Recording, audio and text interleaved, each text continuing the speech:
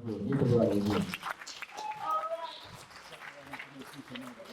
pick up from where we left off, Carl Monty gave you the basic principles of Kemetic philosophy, theology, and science.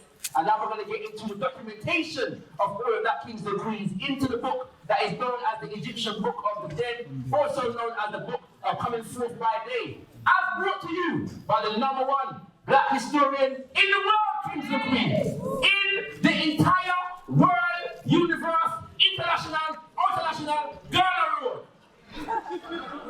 King the Queen, show your love, and we have there for the one and only black historian himself, Robbie.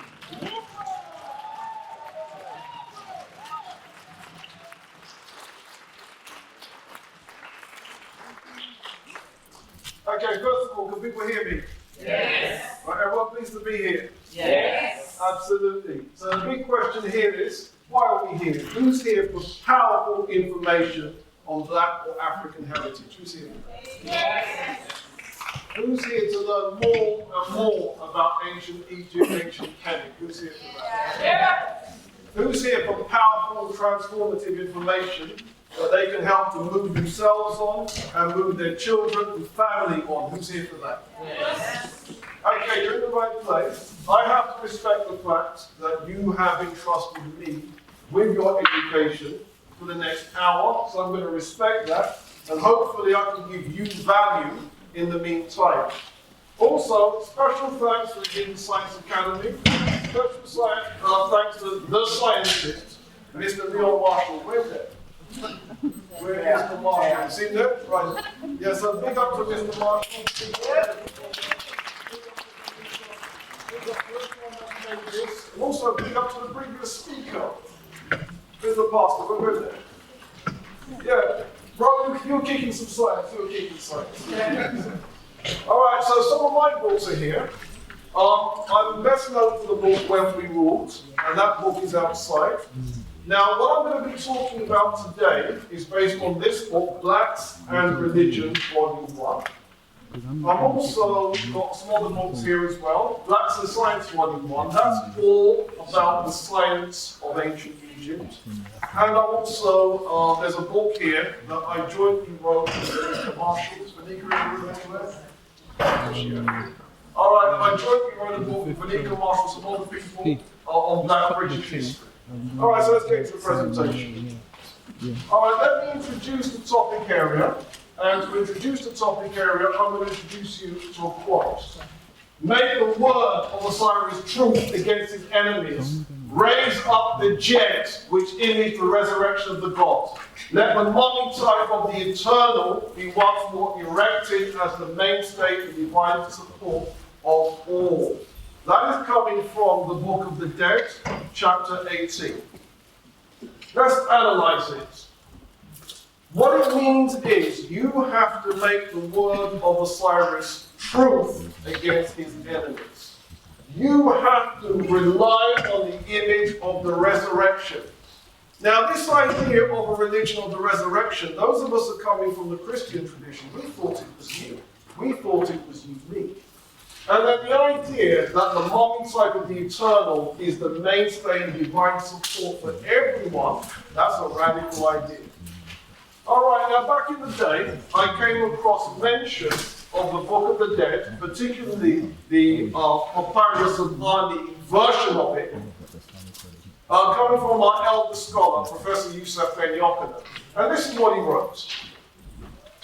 The gods, or Orishas, of the Yoruba religion of West Africa, headed by the supreme being, Olodumare, aided by his ancestral spirits, and of course Vodou, the supreme being or god of the Voodoo religion, also teach the same truth as do the gods Jehovah of the Hebrews, Jesus Christ of Nazareth of the Christians, and Allah of the Muslims' religion. Yet, metaphysics and philosophy have been taught in a manner suggestive of their non-existence in the two African religions of West Africa mentioned above, but not of the other three they have labeled Western religions, forgetting that the fundamental base of all three, Judaism, Christianity, and Islam, originated at the same source the other two also took root. Such, however, being typical of professors who are oriented with a type of Anglo-Saxon, Protestant, Judeo-Christian, Greek-centric racism and religious bigotry that permeated Western education. It carries on. Nevertheless, they cannot escape history. The Book of the Dead, Papyrus of Ani, Negative Confessions, and other major works of the ancient indigenous Africans constantly remain as the ghosts that haunt them. Wow. So here's the thing. I bought the Papyrus of Ani, I tried to read it, and I was thoroughly, what do you think the next word is? Dismayed. I thought the book was nonsense. I thought the book was mumbo jumbo. And that was still my view, right up until the British Museum held a pre-exhibition. And in those days, I used to work for a company called Black History Studies, and we were able to get in on the pre-exhibition 31st of October 2010. And I've since changed my mind. Dr. Ben was absolutely correct, and what I'm going to do is present the proof that he was absolutely correct. That was the exhibition, Ancient Egyptian Book of the Dead, Journeys Through the Afterlife. The exhibition started on the 4th of November, but we got in early, we got into the pre-exhibition. Alright, so what was the true importance of the Book of the Dead? I'm going to give you a long quote, and we're going to analyse it bit by bit. The quote was by a Scottish scholar, Major General J.G.R. Forlong. And this is what the Scotsman had to say. He said, "It was undoubtedly Cushites who rendered possible the Aryan advance, and who played the part of civilizing Rome thousands of years before Roma's birth. It was their vast mythology and strange legends that passed, as more bacon roast, like light air into the flutes of Grecians, there to be modulated as best suited Grecian fancies. Indeed, it is manifest from many old writings that it was their tales, myths, traditions, and histories that lay at the base of the Western world's thought and legendary lore. These so impressed all subsequent races and entered so deeply and minutely into all Aryan mythologies that many writers now think Aryans can only claim to have added to the superstructure and complexion of Ethiopian myths and mythical history." So what Major General J.G.R. Forlong is saying is Europeans don't have a mythology. Did you just hear what I just said? They don't have a mythology.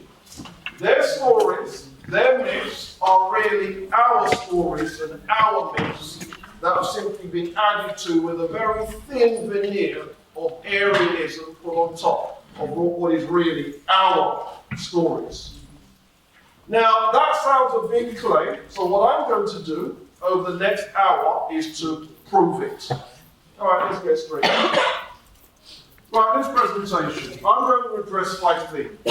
Egyptian concepts of life, spirituality, and death, using the Book of the Dead, the prehistory of the Book of the Dead, in the Duat, or the mysteries of Amenta, and in the Hall of the Two Ma'ats. So that's what I want to get to in the remaining time that we have together. Alright, so our sources of information. The most important book was Ancient Egyptian Book of the Dead, and this was the exhibition catalogue that went along with the exhibition that I've just told you about. And other books that I used are Walter Marshall Adams' The Book of the Master, Ben Yokanan's book, African Love of Western Civilization, Wallace Hodges' Egyptian Ideas of the Future Life, Adolf Erman's A Handbook of Egyptian Religion, Maulana Karenga's doctorate thesis Ma'at, The Moral Ideal in Ancient Egypt, Gerald Massey's Ancient Egypt Light of the World, and David Rankin's Heka. So that's what we're going to get through. Alright, so let me get straight to it. What was the Book of the Dead? The Book of the Dead was a papyrus roll. And that roll was from 1 meter long, all the way up to 40 meters in length, and it was 15 centimeters wide, all the way up to 45 centimeters. And on the back of these rolls was 3 words, Peret Em Heru. Peret Em Heru translates as coming forth during the day, coming forth by day. And so a lot of African-centered scholars say we shouldn't even be calling it the Book of the Dead. We should be calling it the Book of the Coming Forth by Day. Now, let's keep it real. Death is a business, and death was a business. And what that meant was that when people have studied the books of the dead that have survived, the names and titles of the owner were often written in a different hand to the person that copied the text. And this suggests that the rolls were made, put in storage, put in some kind of library or retrieval system, and then when you bought it, someone's name was then put on it. And the name would be, in one example, the person's name was put on it was the name Ani. And so we then get the papyrus of Ani. So how do we interpret this? Can you see we've got Ani and Tutu, and they are in a mentor. And then Ani's heart is being weighed against the feather. And here we have Tehuti has got written down everything that has happened in Ani's life to make sure that he has lived a righteous life. His heart has to be as light as the feather. The feather represents the goddess Ma'at. If he has lived a guilty life, he's got a heavy heart that will tip the feather. And then waiting for him is the Lady of Kemet, also known as the devourer of the unjustified, ready to eat him up. Does that make sense? So he's got to make sure that what Tehuti has got written down on his life is a blameless life. Then we have sitting in judgment. Can we count? 2 people on one side, 3, 4, 5, 6, 7, 8, 9, 10, 11, 12 people in judgment. Is this sounding in any way familiar? Okay, then what happens next? The next part of the story we have here, Ani being taken by Horus. And Ani is taken by Horus to meet this gentleman here, Osiris. The relationship between Horus and Osiris is son to father. In other words, you're being taken by the son to meet the father, because nobody gets to the father unless they get there through the son. Are we getting this? And then we have here the father. What's he got going on? He's got the shepherd's crook. That tells him he is the shepherd. He's got the Jed symbol. The Jed symbol is the symbol of resurrection. And he's got the flail. As everybody knows, anybody here from East Africa, I've seen some East Africans in the house, that is the symbol of kingship. You notice that Jomo Kenyatta used to have that symbol? That says he's the king. So I've got the king, who is the shepherd, who has conquered resurrection. And that is the person that Ani has been taken to meet, and he's been taken there by his son. Now, let's get to the first theme then, which is ancient Egyptian concepts of life, spirituality, and death, which is the first theme. What are the elements that make up a human being? What makes you, you? What makes me, me? Well, the ancient Egyptians thought that a human being was made up of multiple elements, and these elements, they called them Kemet. And these elements meant modes of existence, and among them was the physical body. Another one was the heart. Some people think the heart, the ancient Egyptian word, is the ab or the in. Then there was the name. Then there was the shadow. Then there were spiritual aspects like the ka and the ba. So what was the ka? The ka was the life force, and it was passed down generationally. And that life force was passed on to the child through generations. And it was represented in ancient Egyptian art as an exact copy of that living person. After death, it remained at the tomb and was nourished by food offerings by the living. And so the living had to bring food to sustain the dead person's ka. What was the ba? Here we see it depicted in art. And what the ba was, it was the soul. And it represented the individual's personality. And it remained with them during life. And it's depicted as a human-headed bird. And it could leave the mummified body, and it could leave by day, and then reunited at night. Leave by day, coming forth by day. Does that make sense? But it has to rejoin the body at night. Which brings me to our first question. Which 19th century story is that? European story, you've all grown up on it, except what they did was they perverted it and they turned it the other way around. Dracula. So you thought Dracula was something new, right? All they did was they take that story and they turned it around. So there's our first example of an Aryan story, which is basically our story just stood on its head. Now, what are the elements that make up a human being? French philosopher René Descartes said a human being is made of two elements. The physical element, the body, and the metaphysical element, the mind. And when he said that, everyone said, boy, that's deep. And the result was, René Descartes is regarded as the father of modern philosophy. Now, did you know that your ancestors were even deeper? This is what they said.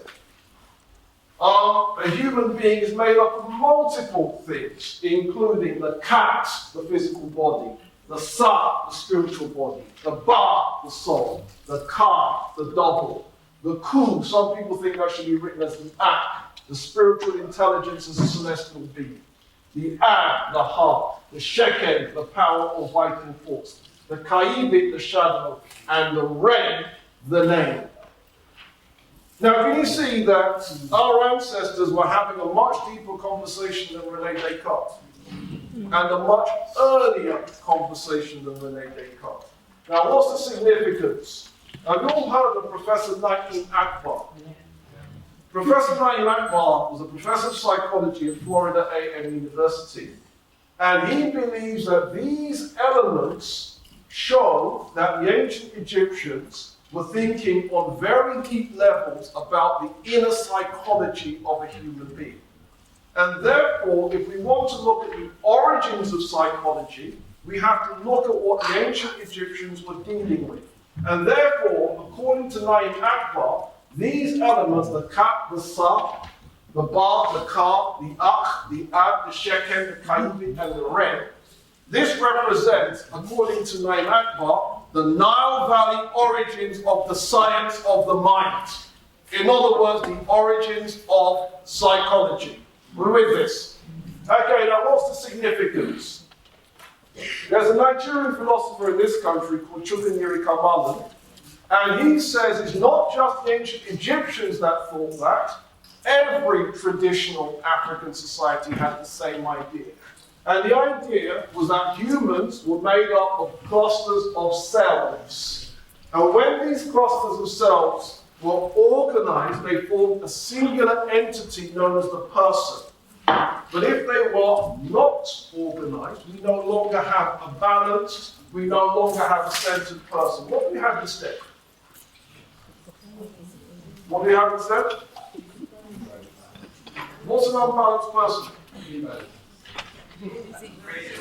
What type of illness? What type of illness? Right, now can you see that we have here a working definition of mental good health and mental ill health. Does that make sense? And therefore, these clusters of cells are all about, if they work together, they're unified, we have mental good health. And therefore, this means then that these African ideas of the clusters of cells all have a direct impact on psychology, and it also means that spirituality can be useful in the treatment of mental ill health. Are we with this? Yes. And therefore, spirituality is no longer hocus pocus, is no longer jiggery pokery, it is now could be used as a legitimate branch of science to help mental ill health. We understand this? And our ancestors across the African continent, dealing with traditional African religions, they all understood this. We feel it? Yes, sir. Okay, so what happens to an individual at death? These different aspects all become fragmented. And they can only be united, so we believe, if certain rituals have been undergone. One set of rituals was the mummification process. And what that did was it transformed the dead physically. Another set of processes were the rituals which would then transform the dead spiritually. And if that dead person had gone through the correct rituals, they could connected with creation and rebirth.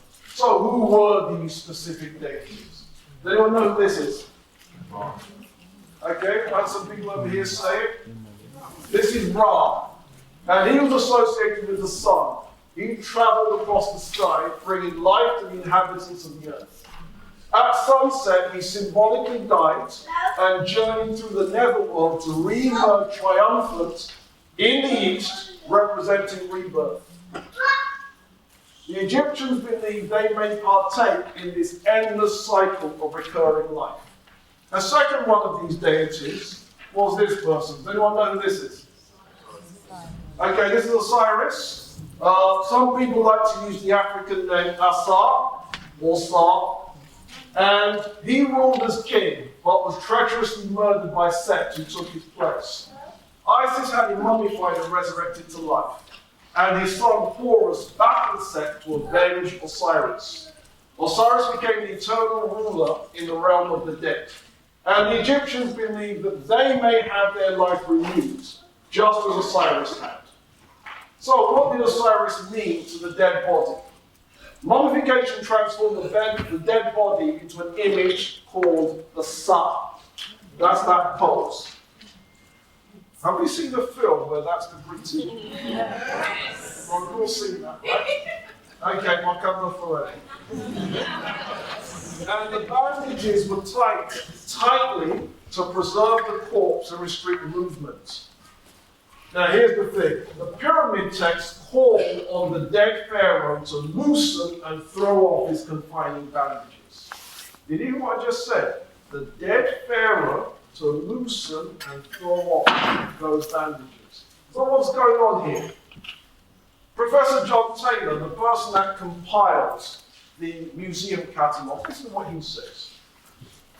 As early as the Old Kingdom passages in the pyramid text assure the dead king that he will loosen his bandages and throw them off. In keeping with this concept, the dead enjoying the afterlife are depicted not as mummies, but as people in daily dress and having full command of their faculties. What does that tell us? What does that tell us? What religion copied that?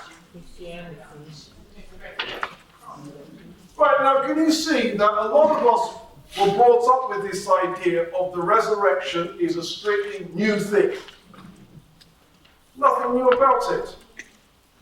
Let's read on. What is ancestralism?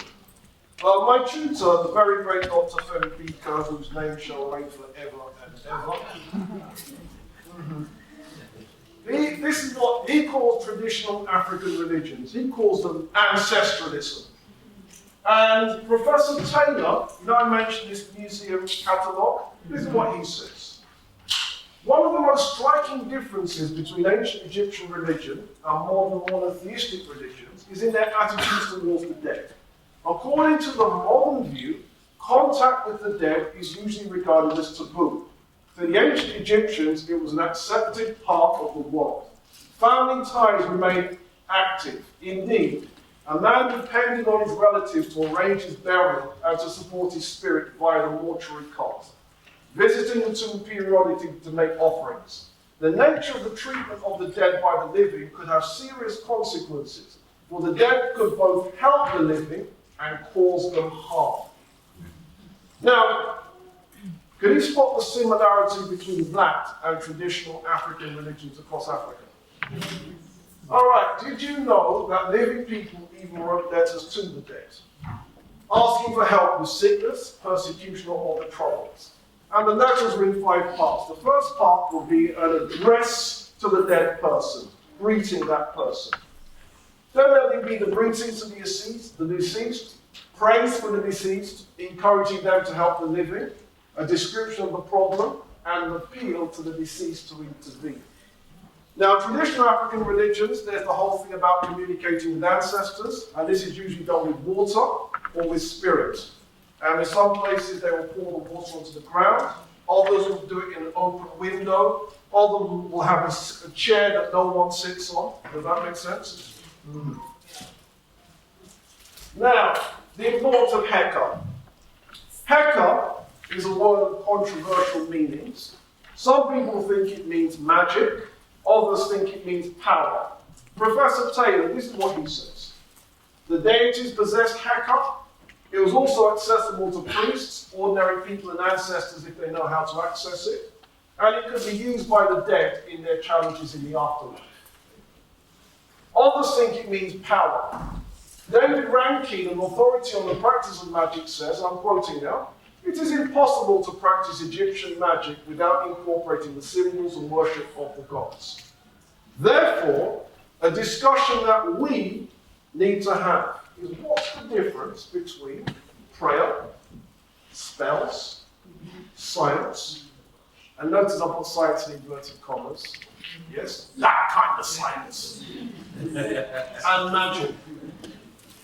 And on that subject, a person who shall remain nameless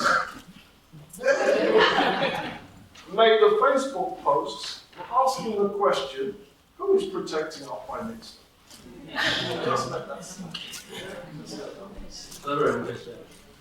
All right, now, can you see that these are valid questions?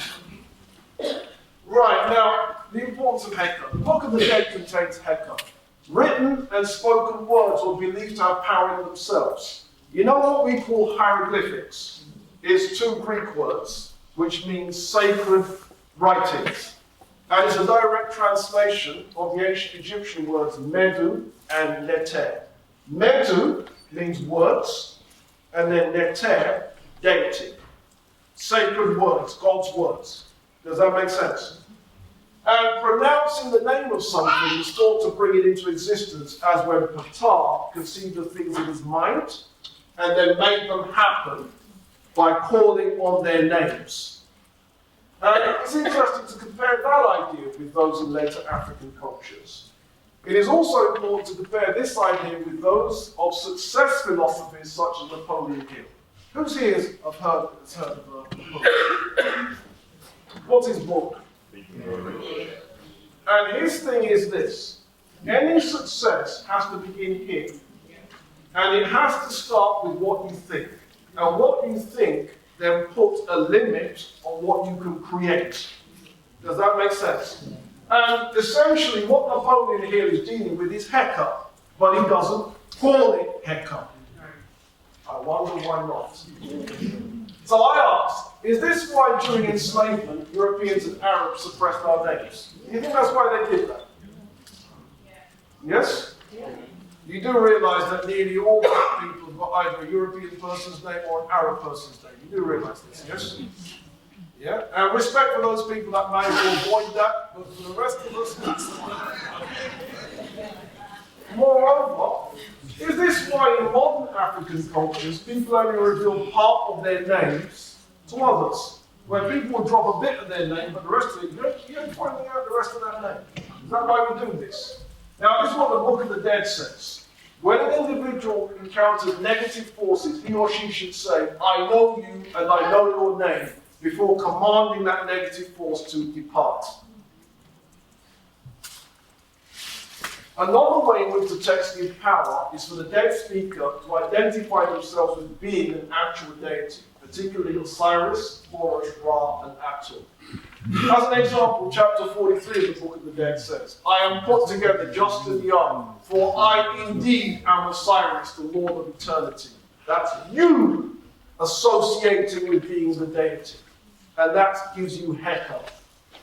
Now, the idea of providing the dead with texts, that providing them with Heka began with the pyramid texts, then that evolved into the coffin texts, and these ideas evolved into my topic area for today, the Book of the Dead. All right, what does that mean? It means stretch time. Right, everyone get up.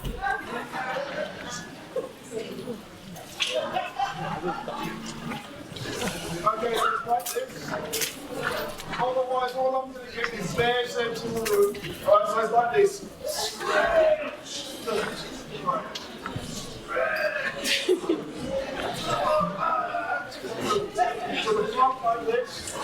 and then a problem. Thanks a lot.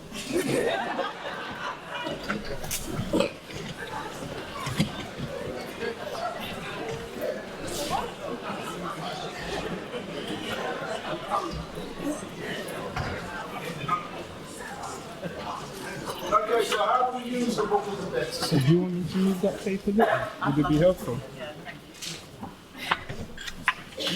Alright, the book of the dead has chapter headings in red ink, body text in black ink, and sometimes special words, but in red or white ink. When it's in red ink, it's used to give the correct ritual instructions on how to use and recite the utterances. When written on walls, sometimes the stuff's in blue ink. Now, utterances are magic. For the utterances to work, their instructions would specify the appropriate time of day for the actions to be carried out. For example, chapter 144 says, "So be reciting in range, item by item. After reciting these directions, 4 hours of the day having passed, and taking great care as to the position of the sun in the sky." Sometimes the spells involve the transfer of power to a particular object, such as an amulet or a model animal. And the word of command, these animals were supposed to come to life. Of what use were these utterances or spells or prayers in everyday life? Well, chapter 17 of the Book of the Dead says, "If a man speaks this spell when he is in a state of purity, it means going forth after death into the day and assuming whatever shape he desires. As for anyone who shall read it daily for his own benefit, it means being hail on earth." Hail means mighty. "He shall come forth from every fire, and nothing evil shall reach him." Chapter 71 says, "As for him who shall recite this spell, it means prosperity on earth with Ra, and a goodly burial with Osiris." Again, compare that with Napoleon Hill.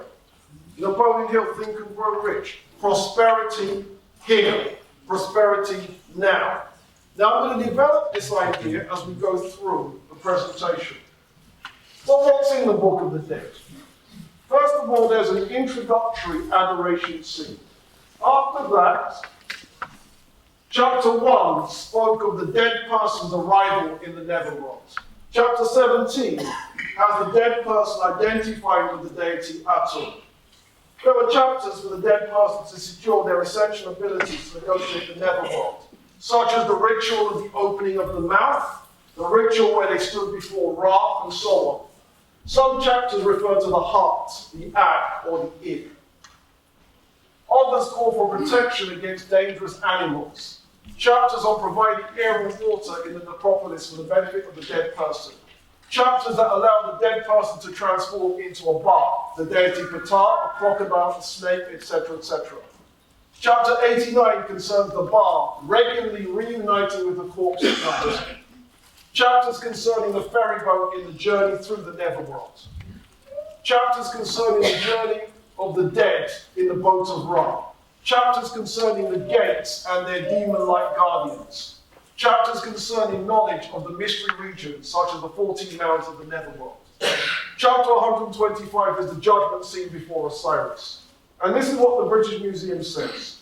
"This spell seems to form the core of each role." What have they just said?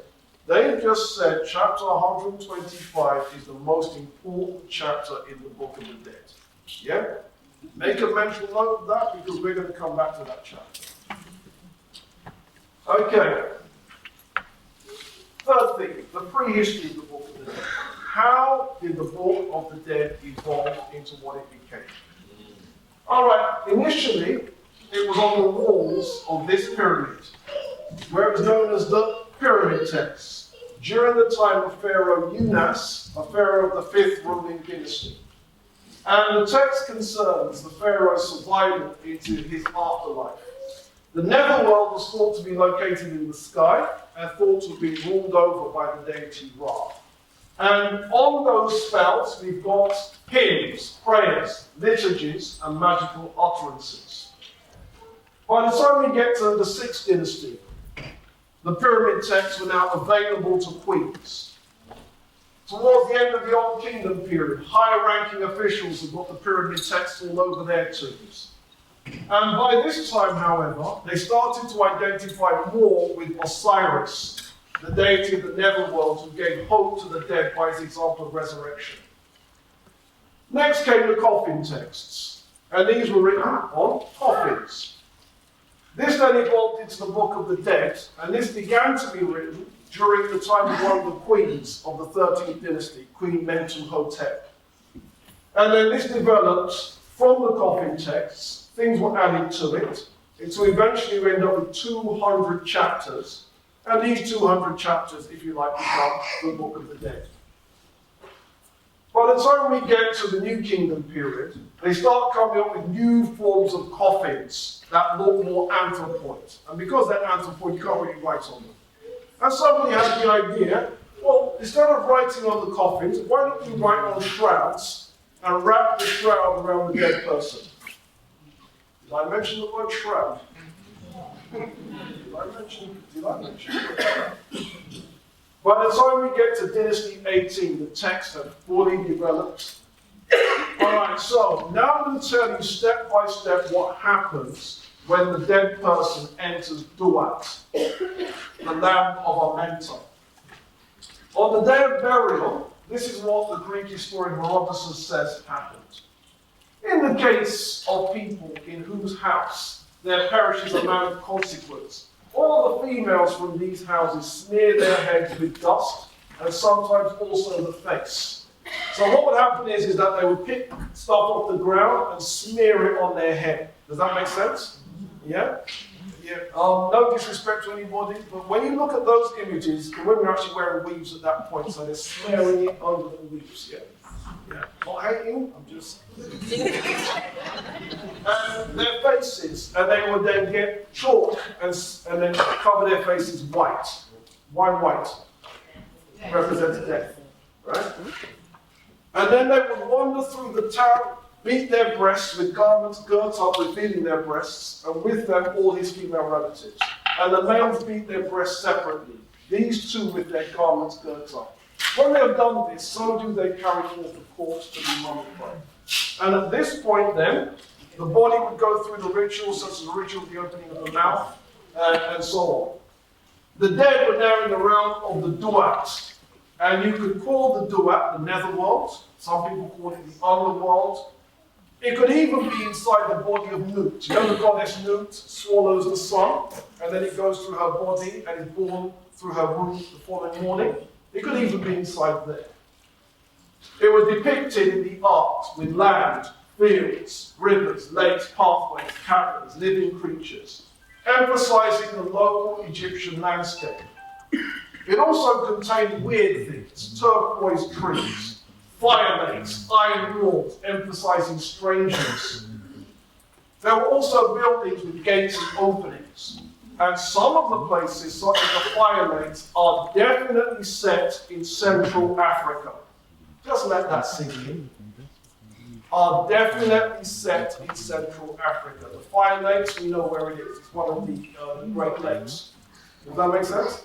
Now, the significance of that, you can see now why Egyptology is such a controversial subject. Because Egyptologists know this, but what have they done? Does that make sense? Because once it's accepted that the Duat is in Central Africa, that means it's your heritage. Yeah? Alright, the dead person. Some people like to use the Greek name, the Menes, to represent the dead person. He is now, or she is now on a journey through the netherworld, traveling by foot or by boat, using Heka to open pathways and banishing darkness. The dead person now has a mission, and the mission is to dwell in the kingdom of Osiris, travel through the Duat, or enter the field of reeds, the Elysian fields. So that's your mission, one of those three things. Now Massey, one of the great scholars, he pictures the Menes as having their papyrus roll, the Book of the Dead. And that roll is specifically mentioned in chapter 15 of the Book of the Dead, holding onto your roll as you make this journey. And you're making this journey, you must negotiate the challenges faced by the gates, faced by the mountains, faced by the caverns. and you must avoid the punishments that's going to come to the unrighteous as they make that journey. So, why are the texts different? There are differences in the numbers, locations, and guards to be negotiated as we go from papyri, papyri, papyri. Here's why. Walter Marshall Adams tells us, from several allusions in the writings, we find that the efficacy attached to them arose from the deceased, having been permitted to become acquainted with them during lifetime, so that the papyrus attested the instruction and wisdom of which the departed possessed at death. Meaning, the book of the dead that you have is the one that you studied while you were alive. We with that? Why is that important? According to Napoleon Hill, your struggle to succeed, your life in building your struggle is different to my struggle to succeed. My life. Does that make sense? So all of us then are undergoing an individual struggle for success. Are we understanding this? Negotiating the gates. These are the gates depicted. And can you see that you've got 3 guards in front of the gates? And you've got to get past those people. And those guards have got weapons. And if you say the wrong thing, what happens to you?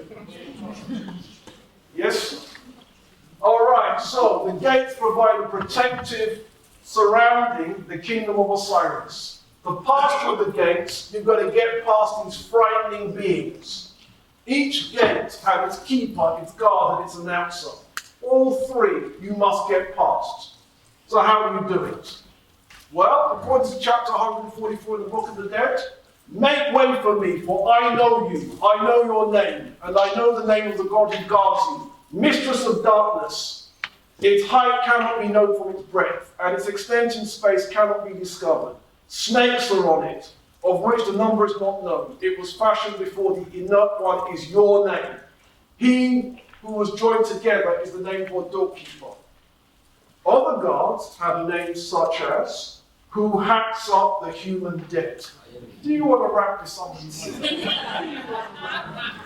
Who dances in blood, or sharp of knife against the talker. That's the one that the politicians are going to come up against. The same idea existed in the world of the living. Can you see that this is the plan of a building? Yeah. Does anyone know what building that is? It's in Karnak. It's one of the Karnak temples, the temple of Medinet Habu. And this is what Professor Taylor says. The content of these spells brings to mind the layout of Egyptian temples. The temple sanctuary in which the god dwelt was surrounded by numerous walls pierced with gateways, as may still be seen at Karnak. And each gateway was guarded by an attendant. The priests, in order to enter and perform their duties in the temples, had to pass an initiation involved in the demonstration of their purity and special knowledge. The texts for some of these procedures survive and display close affinities with passages from the Book of the Dead. What does that sound like to you? Certain dodgy handshake brigades. Which ones? Right, can you see that Freemasonry right there? Yes? Moving on. Negotiating the mounds. This is the mound depicted in one of the books of the dead. The mounds are important for 2 reasons. They existed in the Egyptian landscape, and they represented the deity Ptah, emerging from the watery abyss of Nu in the creation story. So how do you negotiate the mounds? Well, this is what chapter 149 says. Let me try to read from there. The 4th mount, green. The deceased says, as for the chief of the mysterious mound, as for the very high mountain, which is in the realm of the dead, in which the sky sets, it is 300 rods long by 150 rods wide. The snake is on it called caster of knives, and it is 70 cubits when it glides. It lives by decapitating the spirits of the dead in the realm of the dead. I rise up against you, a snake, so that navigation may be carried out aright. I have seen the way to you, and I will gather myself together against you, for I am the male. Cover your head, for I am hail, mighty. Hail, mighty. I am one mighty of magic, and my eyes have caused me to benefit therefrom. So if you can say that, you can move that mount, according to the belief system. The dead person would also have to negotiate caverns. Each cavern was occupied by one or more divine beings. The dead person also has to know about the other beings that existed in the netherworld. There were the souls of the east, the souls of the west, and the souls of the ancient cities of Heliopolis, Hermopolis, Nekhen, and Pes. So what is Senet? That look familiar? What does that look like to you? It's not chess actually, it's actually backgammon. And this is the first board game in the world, and the second group of people in the world to play it were the Egyptians. Anyone know who the first group of people were? The Sudanese, the Kushans. That's backgammon. Now let me explain why that's important. Chapter 17 represents the passage of the deceased as playing Senet, backgammon, which literally means passage or passing. And the idea was connected to the passage of the sun through the underworld, which was similar to the passage of the bar at night, giving new life to the mummy. So, we've learned something else. The Book of the Dead has got backgammon in it. The board game in it. Heka was used to protect the Manes in other ways. Chapter 27 speaks of a divine power who sees his hearts, and could therefore turn your heart against you in the judgment seat. It was important to protect the car, just in case the relative did not supply the correct offerings. Chapter 105 freed the dead person from dependence on their relatives and priests if they wore the correct parish roll around their necks. And that's an example that would be worn around your neck. Professor Taylor says, the illusion is the practice of wearing around the neck a small roll of papyrus, such as this, inscribed with a protective text. Why is that important? Do we do that elsewhere in Africa? Yes, we do. See that? Does anyone know who this is? Well, you didn't know, right? Ayuba Suleiman Diallo, also known as Job Ben Solomon, also known as the Fortunate Slave. And this is a painting that was made in 1733. And can you see that he's got a Quran around his neck? Yes? Now you'll notice that Muslims from other parts of the world don't do that. We do that. Does that make sense? Showing that this is an African practice going all the way back to when, in the Book of the Dead times, we would then have those things around our necks. Becoming an ark. Chapter 61 provided the bar with being taken from its owner. Chapters 91, 92, and 188 protected the shut or shadow. If all these elements of the self were successfully reunited, the person became an effective spirit or an ark. Plural, aku, the blessed dead. Also, you could be transformed in other ways. Chapters 76 up to 88 were transformation spells, allowing the person to transform into a falcon, a heron, a swallow, a snake, a crocodile, a lotus flower, or any form he wishes. These forms are important in the dead person moving from the netherworld to the realm of the living. So you could move from the netherworld to the realm of the living. Does that make sense? Having gone through those chapters. What does all that sound like to you? You becoming a falcon, a heron, a swallow. Hinduism. Hinduism, Jainism, Buddhism, they're all teaching this thing. Yes? Now the other thing too is, if you look into Hinduism, we have a history in there. Trust me. Right? Look at old images of the chief deity of Hinduism, Krishna. You'll notice that the guy's got a little bit of a tag. Just a titch. Yes? Buddhism, we have a history there. Check out images of the Buddha. The Buddha used to have hair. They're back over there, that's that. All right. Another set of challenges were dangerous animals. And can you see here in the Book of the Dead, you've got somebody dealing with those animals, right? And the animal in the middle is called Apep, the Apep demon. Now look at those images. Have you seen images like those before? Chances are, yes. Right, we're going to come back to them. Now, chapter 31 says against the crocodile, get back, retreat, get back, you dangerous one. Do not come against me. Do not live by my magic. May I not have to tell this name of yours to the great God who sent you. Many believe that Apex battles nightly against Rison. Now, can you see that that imagery is the original of Saint George and the... Again, my view is don't take my word for it. Pull down images of Saint George and the dragon and tell me if it doesn't look like that. Yet another form of danger. How much what? Okay. Another form of danger to avoid was a punishment for the unjustified. Many of these punishments were at the command of Osiris. These involved avoiding slaughter, putrefaction, having a rightful place taken, dying a second death, traps such as the fishing net, which is the opposite way around from Christianity. In Christianity, you want to be caught in the fishing net. Does that make sense? Because in Christianity, Jesus and the four main disciples are fishermen. So you want to be caught in the fishing net. With that? So, in the original, you don't want to be caught in the fishing net. You see the difference? The last form of danger, and the world turning upside down. The last form of danger would involve, among other things, your digestive system working the wrong way around, and thus the victim drank urine and ate feces.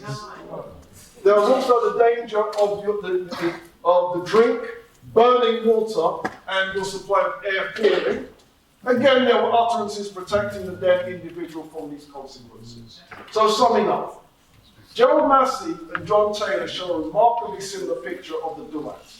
There were gates, mounds, caverns, and their fearsome guardians. There were other spiritual beings, turquoise trees, iron walls, fire lakes, traps, and the world turning upside down. There were evil-minded divine beings and evil-minded spirits. Against this was the pilgrim armed with his papyrus roll and divine protection because of his knowledge of the secrets, rituals, and the words of power. What does all that sound like to you?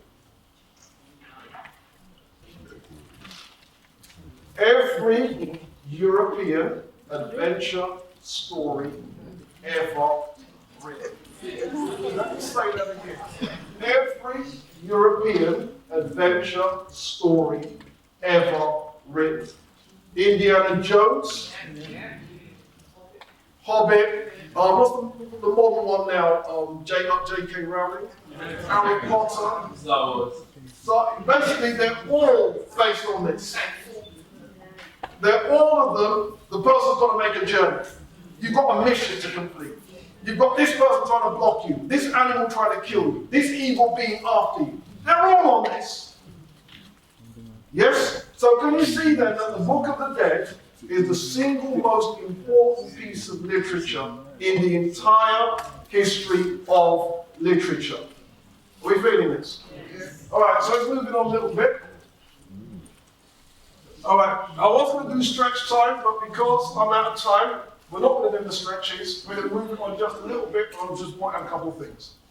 Your next point then was to go through the judgment in the Hall of Ma'at. And the kind of judgments will be, this is what it looks like. You've got Osiris in judgment. Can you see that he's got his shepherd's crook? He's got his flail, and can you see the hat that he's wearing? Is that not what the Pope wears today? Yes. Is that not the shepherd's crook that the Pope has? Yes. And then you have to now address Osiris and tell him the 42 things you didn't do. Does that make sense? Yeah? And then you have to address the others, each judge. O fast rider who came from Heliopolis, I have done no falsehood. O fire embracer who came from Karaha, I have not robbed. O swallow of shades who came forth from the cavern, I have not stolen. O dangerous one who came forth from Rositjal, I have not killed men. O flame which came forth backwards, I have not stolen the gods' offerings. O bone breaker who came forth from Heracleopolis, I have not told lies. Is this sounding in any way familiar? But notice the moral superiority.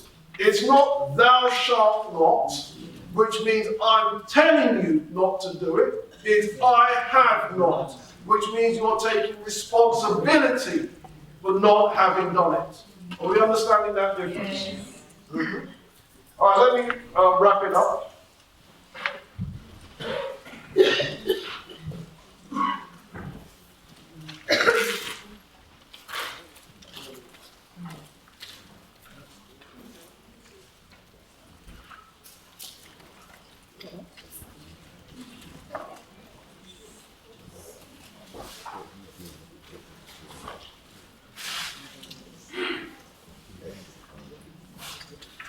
All right, finally the individual says, here I am in your presence, O Lord of the West. There is no wrongdoing in my body. I am not wittingly told lies. There has been no second fault.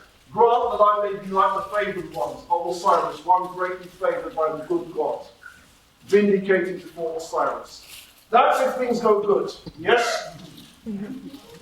That's if things go badly.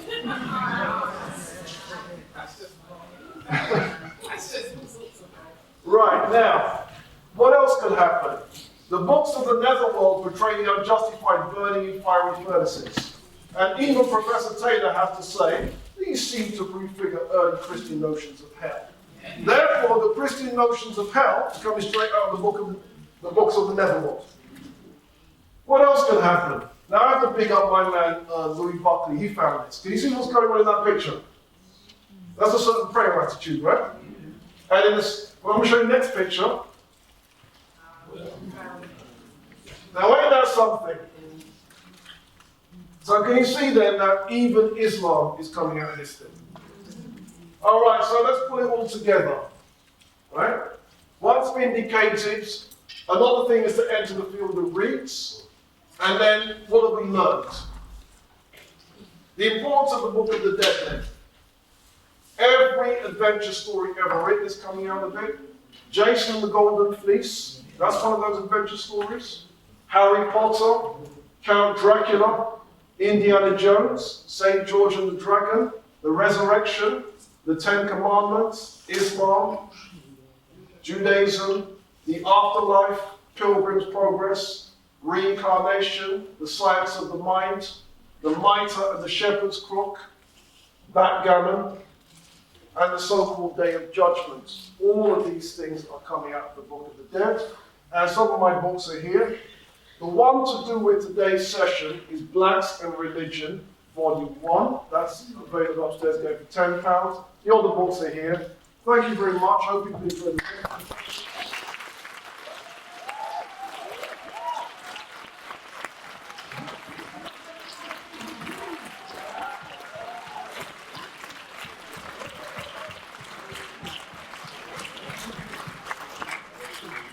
I'm not quite sure, but I take it you enjoyed that one. Yes. Yeah? We'll get to Kings and Queens. Alright, for now, we've got another 10-minute break. Okay, so we're going to be back in 10 minutes. As before, I'll give you our 5-minute pause, and a 2-minute pause. I'll see you in 10 minutes. Where we will have the one and only Brother Andrew Muhammad coming at you after the break. Once again, Kings and Queens down here at the Hidden Science of Ancient Kemet, as hosted by the Hidden Science Academy. And we are here right next to, the one and only, the Black History man himself, the author of the classic When We Ruled, Brother Robin Walker. How you doing, Brother Robin? All good. It's been a really good day. Yes, and Brother Robin, for those who were not here, was breaking down the science of the Book of the Dead, also known as the Book of Coming Forth by Day. Just explain for our viewers who were not here, what is the significance of the Book of Coming Forth by Day?